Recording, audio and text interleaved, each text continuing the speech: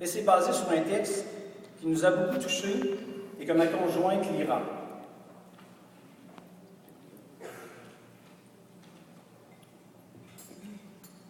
Lorsque vous attendez un bébé, c'est comme planifier un voyage fantastique en Italie. Vous achetez un paquet de guides touristiques et préparez de merveilleux plans. Vous rêvez du Colisée de la chapelle Sixtine et des gondoles de Venise.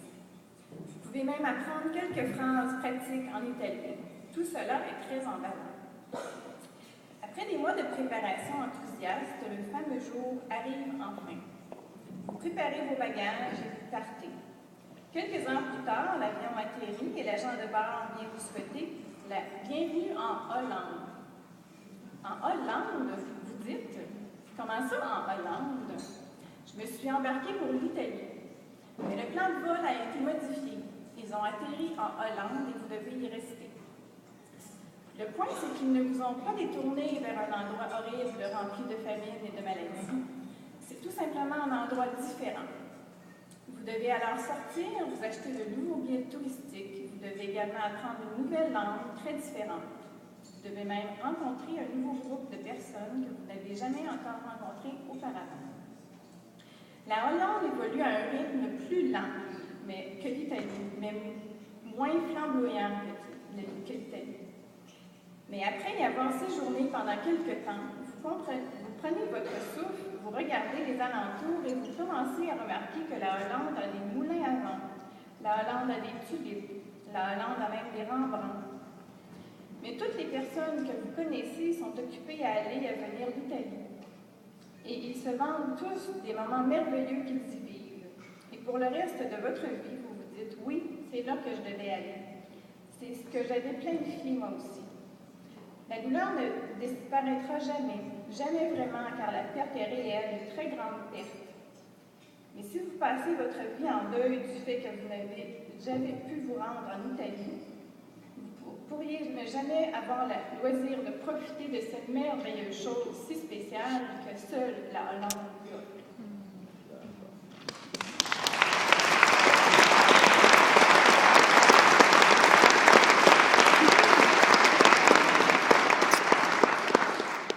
Mathis est né en 2003, mais pour nous, c'est en septembre 2008 que l'on a vécu notre atterrissage forcé en Hollande. C'est là que le diagnostic du syndrome du X fragile, que le Dr Corbin vous a parlé, nous est tombé dessus. Étant une maladie génétique, en plus de vivre le deuil d'une vie normale pour Mathis, d'une vie en Italie, nous avons dû attendre plus d'un mois avant d'avoir des résultats sanguins des autres enfants pour déterminer s'ils étaient porteurs ou non de gènes ou même atteints. Eh bien, il semble, comme on le dit à la maison, que Mathis fut le paratonnerre, car aucun des autres enfants n'est atteint, ni même porteur du gène. Quel soulagement pour nous!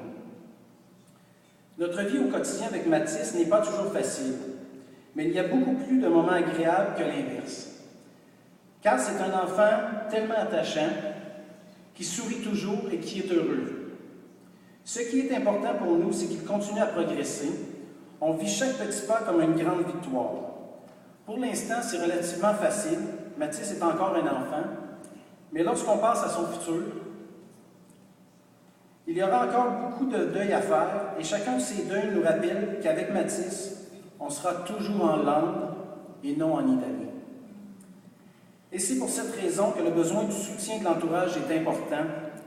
Pour l'instant, malheureusement, il n'existe aucune association de parents d'enfants atteints du X fragile, mais c'est un projet sur lequel on travaille.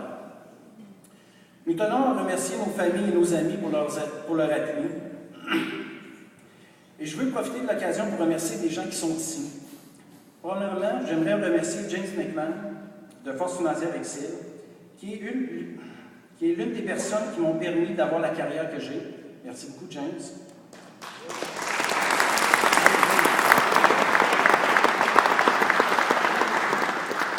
J'aimerais remercier David Murray de Ciment Plus pour ton soutien pour la Fondation des Étoiles et toutes les causes dans lesquelles tu t'impliques. Merci beaucoup, David.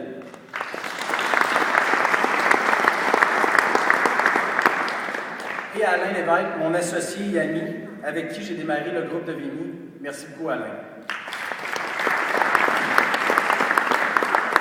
Enfin, merci beaucoup à la Fondation des Étoiles qui nous permet, en nous demandant de faire ce témoignage, de parler du syndrome du X fragile, une maladie qui est tellement pas connue et malheureuse et qui est très présente, comme le docteur Corbin le dit, mais qu'on n'en parle pas assez.